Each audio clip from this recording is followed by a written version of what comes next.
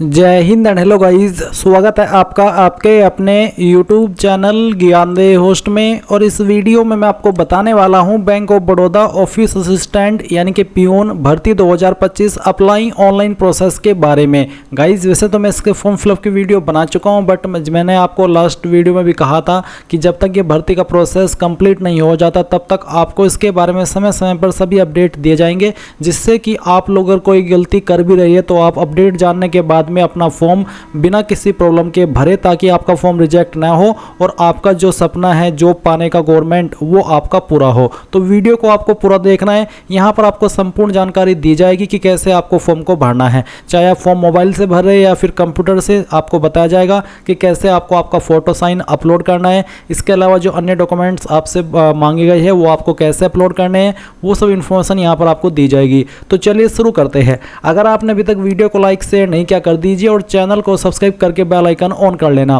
फिर जो लिंक मैंने आपको इस वीडियो के डिस्क्रिप्शन में दिया है आप ओपन करेंगे। इसको ओपन करने के बाद आपको जानने को मिलेगा कि इसमें 500 पोस्ट निकाली है। और गाइज ये आपकी परमानेंट भर्ती है, यानी कि अगर आपका सिलेक्शन हो गया तो आपको 60 ईयर तक सेवा देने का मौका मिलेगा।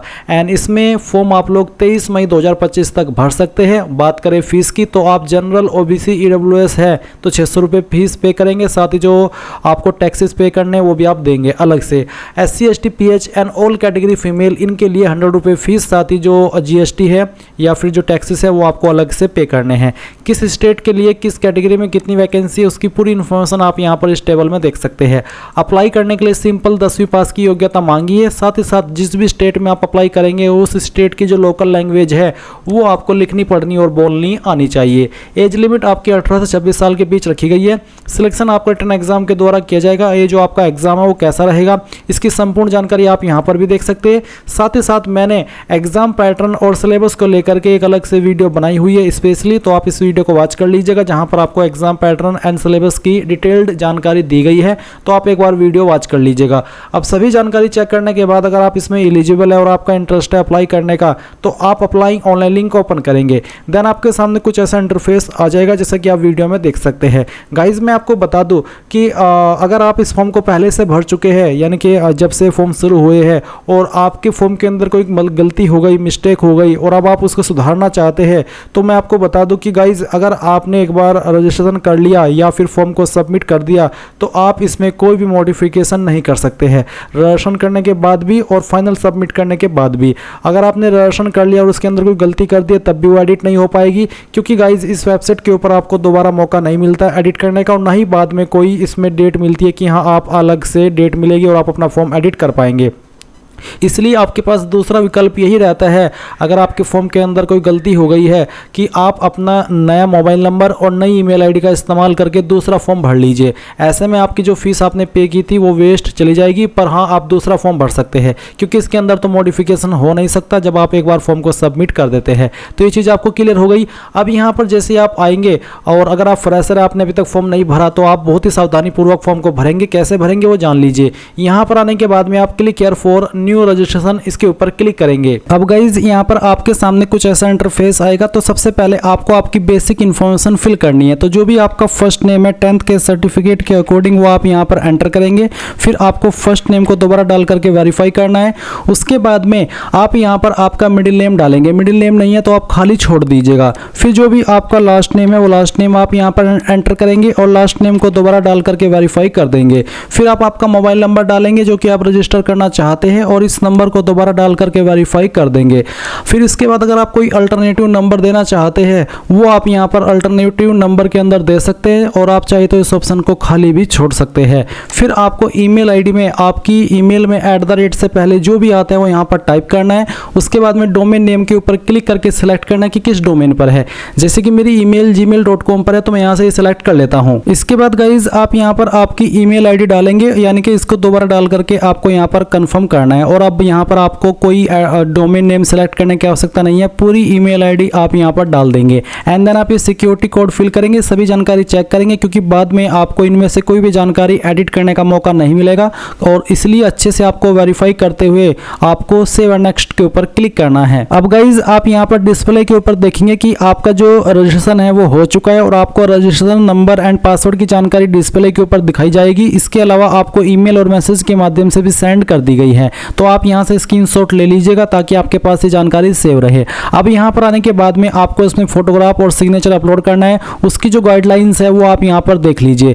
ये आपको किस तरीके से अपना फोटो बनाना है, उसका साइज क्या रखना है। साइज बेसिकली 20 से 50 के भी, और डायमेंशन जो आपको प्रीफेयर किया है वो है आपका 200 इंटू 230 पिक्सल।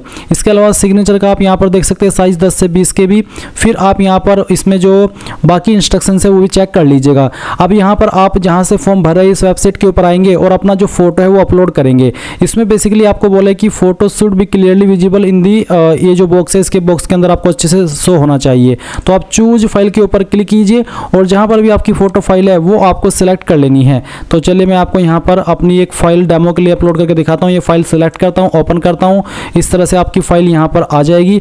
इसके बाद आप यहाँ पर देखेंगे capture photo using web camera, यानी कि आपको एक लाइव फोटो भी यहाँ पर इसमें कैप्चर करना है। अगर आप मोबाइल से इसको फॉर्म को भर रहे हैं तो आप यहाँ पर ये कोड को स्कैन करके मोबाइल से भी अपना फोटो ले सकते हैं। तो आप कैप्चर फोटो इसके ऊपर क्लिक कीजिए और अपना फोटो कैप्चर कर लीजिए। फोटो कैप्चर हो जाने के बाद में आपका फोटो यहाँ पर कैप्चर हुआ इस तरह से आएगा। आप इसके नीचे टिक कर दीजिएगा और फिर आपको यहाँ पर जो आपका सिग्नेचर है वो भी अपलोड करना है। जैसे कि मैंने आपको बताया था कि सिग्नेचर का साइज 10 से 20 KB के बीच में रहना चाहिए। तो आप यहाँ पर साइन फाइल सेलेक्ट करेंगे। इसके बाद में आप यहाँ पर इसके ऊपर टिक करेंगे और नेक्स्ट के ऊपर क्लिक कर देंगे। नेक्स्ट के ऊपर क्लिक करने के बाद यहाँ पर आपके सामने क्वालिफिकेशन, एक्सपीरियंस एंड लैंग्वेजेस की जानकारी आएगी, बट उसके पहले आपको यहाँ पर आपकी ये बेसिक डिटेल्स देनी है। तो vacancies of state UT you are applying for, कौन सी स्टेट के लिए आप अप्लाई कर रहे हैं वो स्टेट आपको यहाँ पर सेलेक्ट कर लेनी है। ध्यान दीजिए यहाँ पर जिस स्टेट में आप अप्लाई कर रहे हैं उस स्टेट की लोकल लैंग्वेज आपको आनी चाहिए। और ये जो सवाल है नीचे ये उसी से संबंधित है। आपको बोला है कि proficiency in the official language of the state union territory, candidate should be able to read, write and speak in the official language of the state, यानी कि जिस भी स्टेट में आप अप्लाई कर रहे हैं उस स्टेट की जो ऑफिशियल लैंग्वेज है वो आपको लिखनी, पढ़नी और बोलनी आनी चाहिए। तो आप जो भी स्टेट सेलेक्ट की है उसकी जो ऑफिशियल लैंग्वेज है वो आपको यहाँ पर विकल्प में देखने को मिलेगी। तो आपको बताना है कि इनमें से आपको कौन सी लैंग्वेज लिखनी, पढ़नी और बोलनी आती है। तो चलिए मैं यहाँ पर हिंदी सेलेक्ट कर लेता हूँ। अब आती है कैटेगरी। तो जो भी आपकी कास्ट कैटेगरी है जैसे कि general, EWS, OBC, SC, ST जो भी है वो आप यहाँ पर टिक कर दीजिएगा। फिर यहाँ पर है कि क्या विकलांग है और आपकी विकलांगता 40% या उससे ज़्यादा है। अगर आप ऐसे कैंडिडेट है तो यस करिए, नहीं तो आपको नो करना है। जो कैंडिडेट विकलांग है और इसमें यस करेंगे तो फिर उनको बाकी के सवालों का आंसर करना है।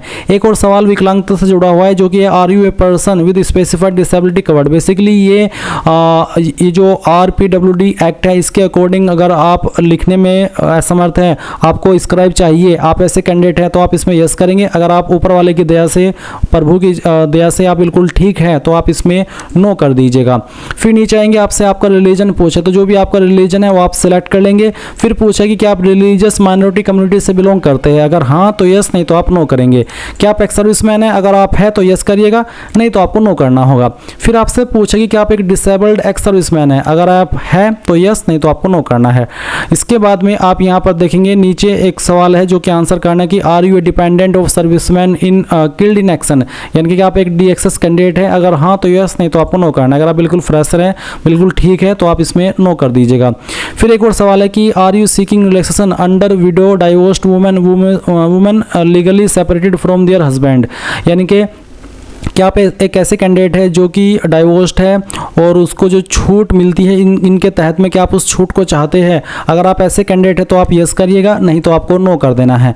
नेशनलिटी के अंदर आप यहाँ पर इंडियन सेलेक्ट कर लेंगे। सेंटर ऑफ एग्जामिनेशन के अंदर आपको यहाँ पर बताना है कि आप इनमें से किस लोकेशन में अपना एग्जाम सेंटर रखना चाहते हैं। तो यहाँ पर आपकी चॉइस के अकॉर्डिंग सेलेक्ट कर लीजिएगा। फिर kindly indicate medium of paper in examination, किस लैंग्वेज के अंदर आप अपना पेपर देना चाहते हैं। English and Hindi, English and Urdu. तो जो भी लैंग्वेज आप यहाँ पर सेलेक्ट सिलेक्ट कर लेंगे। फिर इसी लैंग्वेज में आपको आपका पेपर देना होगा, इसलिए अच्छे से सोच समझ कर ही यहाँ पर ये लैंग्वेज सिलेक्ट करना। अब आपको आपकी डेट ऑफ बर्थ बतानी है। पहले डेट सेलेक्ट कीजिए, फिर यहाँ पर आपका मंथ और उसके बाद में जो भी आपका ईयर है वो आप यहाँ पर सिलेक्ट कर लीजिएगा। गाइज मैं आपको बता दूं कि बीते कल मेरा बर्थडे था, वैसे ही बता रहा हूँ क्योंकि आप यहाँ पर देख सकते हैं 2 मई और जो ईयर है बर्थ का वो भी यहाँ पर मेंशन है। इसके बाद गाइज आप यहाँ पर देखेंगे जेंडर, तो जो भी आपका जेंडर है वो आप सिलेक्ट कर लीजिएगा। फिर आपसे पूछेगी क्या आप जुड़वा भाई बहन है, अगर आप जुड़वा भाई बहन है तो यस, नहीं तो आप नो कर दीजिए। अगर आप है तो यस करने के बाद में आपको आपके जुड़वा का नाम भी बताना होगा और उसका जेंडर भी बताना होगा। फिर मैरिटल स्टेटस, जो भी आपका स्टेटस है वो आप यहाँ पर सिलेक्ट कर लीजिएगा। इसके बाद गाइज यहाँ पर जो भी आपका फादर नेम है वो भी आपको 10th के सर्टिफिकेट के अकॉर्डिंग यहाँ पर एंटर करना है। एंड देन जो आपकी माता जी है उसका नाम आप यहाँ पर डालेंगे।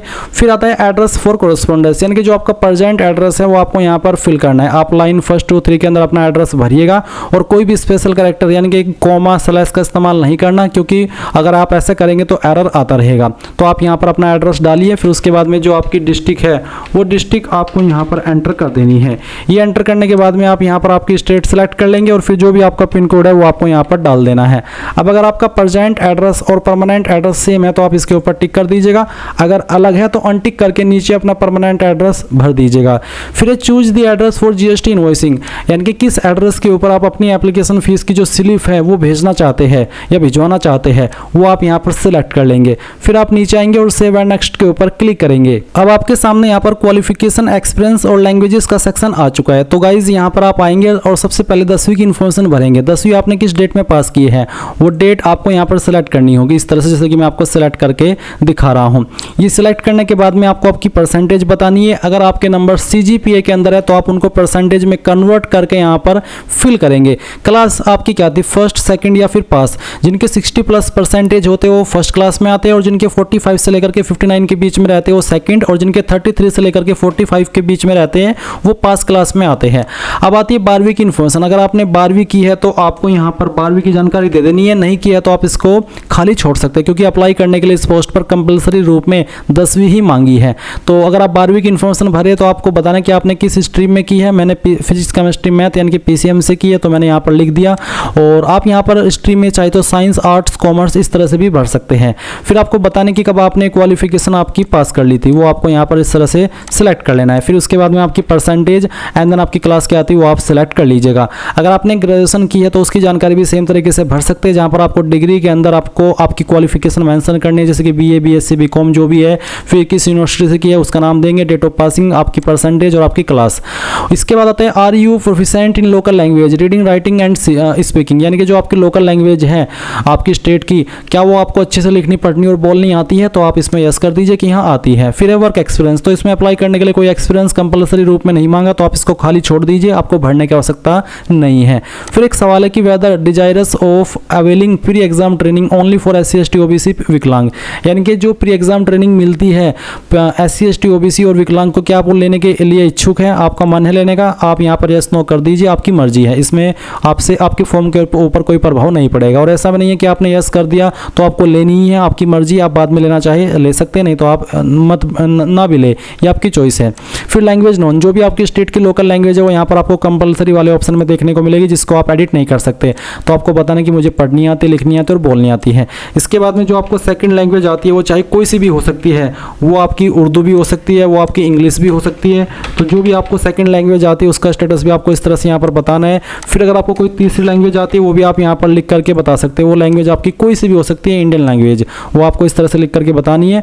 और फिर नीचे आप सेव एंड नेक्स्ट के ऊपर क्लिक करेंगे तो ये जानकारी आपकी सेव हो जाएगी। अब आपके सामने आपके फॉर्म का प्रीव्यू आ चुका है। जो भी जानकारी आपने शुरू से लेकर अभी तक भरी है वो आपके सामने है, सभी जानकारी चेक कर ले और जब आपको लगे कि सभी जानकारी सही है तो ही आप आई एग्री के ऊपर क्लिक करें, नहीं तो आपको बैक के ऊपर क्लिक करके उस जानकारी को सही कर लेना है। क्योंकि जैसे कि मैंने आपको शुरू में भी कहा था कि आपको ये फॉर्म बाद में एडिट करने का मौका नहीं मिलेगा, इसलिए एक एक स्पेलिंग बहुत ही अच्छे से चेक करके बिना किसी जल्दबाजी के यहाँ पर कंप्लीट रजिस्ट्रेशन इसके ऊपर क्लिक करके ओके करना है और एक बार फिर से ओके कर देना है। अब आप यहाँ पर कुछ डॉक्यूमेंट्स भी अपलोड करेंगे। पहला है आपका DOB प्रूफ, जिसमें कि आप 10th का मार्कशीट अपलोड या फिर जो आपका सर्टिफिकेट है वो अपलोड करेंगे जहाँ पर आपकी DOB लिखी हो। इसको आप PDF के फॉर्मेट में अपलोड करेंगे। अगर ये इमेज में है तो आप इसको PDF में कैसे बनाएंगे वो जान लीजिए। गूगल के अंदर आइए और सर्च कीजिए इमेज टू PDF।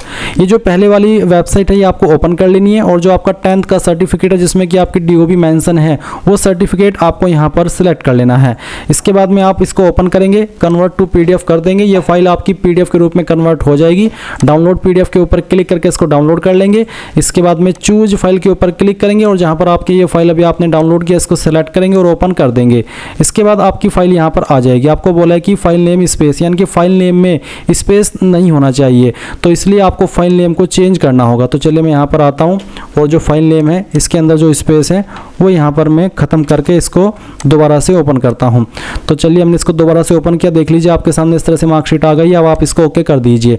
अब आप यहाँ पर एजुकेशनल सर्टिफिकेट में रिलेवेंट मार्कशीट सर्टिफिकेट अपलोड करेंगे और साथ ही all educational certificate should be scanned in single PDF, यानी कि जो भी आपके सर्टिफिकेट है, चाहे वो आपके 10वीं की मार्कशीट है, सर्टिफिकेट है, अगर अलग अलग है तो अलग अलग, 12वीं का मार्कशीट सर्टिफिकेट है, या फिर जो भी क्वालिफिकेशन की जानकारी आपने भरी है, जो भी आपके सर्टिफिकेट है वो आपको सिंगल PDF के रूप में अपलोड करना होगा। आप इसी वेबसाइट का इस्तेमाल करके जो भी आपकी फाइल है, 10वीं 12वीं की मार्कशीट है, वो आपको यहाँ पर सभी सिलेक्ट कर लेनी है। इस तरह से 3-4 सर्टिफिकेट जो भी है आपके वो आप सिलेक्ट कर लीजिएगा, ओपन कीजिएगा, फिर कन्वर्ट टू PDF कीजिएगा। मैं आपको डेमो के लिए करके दिखा रहा हूँ। और फिर डाउनलोड PDF के ऊपर क्लिक करके आप इसको डाउनलोड कर लेंगे एंड देन फिर आप यहाँ पर आएंगे और इस फाइल को भी इस तरह से सिलेक्ट कर लेंगे। देन गाइज आप यहाँ पर देखेंगे कास्ट कैटेगरी सर्टिफिकेट, यानी कि जो आपका कास्ट सर्टिफिकेट है वो आपको अपलोड करना है और ये आपका सेंट्रल का होना चाहिए, क्योंकि ये आपकी जो वैकेंसी है बैंक ऑफ बड़ौदा की सेंट्रल के अंतर्गत रखी गई है। तो आपका जो कास्ट कैटेगरी सर्टिफिकेट है वो आप यहाँ पर अपलोड करेंगे। इसको भी आपको PDF के रूप में ही अपलोड करना है। इसके बाद गाइज आप यहाँ पर सिक्योरिटी कोड डालेंगे और सेव एंड नेक्स्ट के ऊपर क्लिक करके यहाँ से ओके कर देंगे। ओके करने के बाद में आपके सामने फीस का अमाउंट आएगा और आप यहाँ पर ये जो सिक्योरिटी कोड है वो अगेन एंटर करेंगे और इसको एंटर करने के बाद में सबमिट करके यहाँ से ओके कर देंगे। ओके करने के बाद आप देखेंगे कि जो आपका फॉर्म है वो प्रोसेस होकर के पेमेंट के पेज पर आ चुका है। जब तक आप फीस पे नहीं करेंगे तब तक आपका फॉर्म फाइनल सबमिट नहीं माना जाएगा। तो आप अपनी fees credit card, debit card, internet banking, wallet, cash card, QR या फिर UPI जिस भी माध्यम का इस्तेमाल करके जमा करना चाहे कर सकते हैं। जैसे आपकी फीस जमा हो जाएगी तो आपको इसी वेबसाइट के ऊपर रिडायरेक्ट किया जाएगा जहां से आपने फॉर्म फिल करना स्टार्ट किया था और आप अपने फॉर्म का फाइनल प्रिंट आउट ले पाएंगे। और इस प्रकार से गाइज आप लोग आपका बैंक ऑफ बड़ौदा यानी कि BOB ऑफिस असिस्टेंट यानी कि पियून भर्ती 2025 का फॉर्म भरेंगे। आई होप ये प्रोसेस आपको पसंद आया होगा। So thanks for watching. जय हिंद।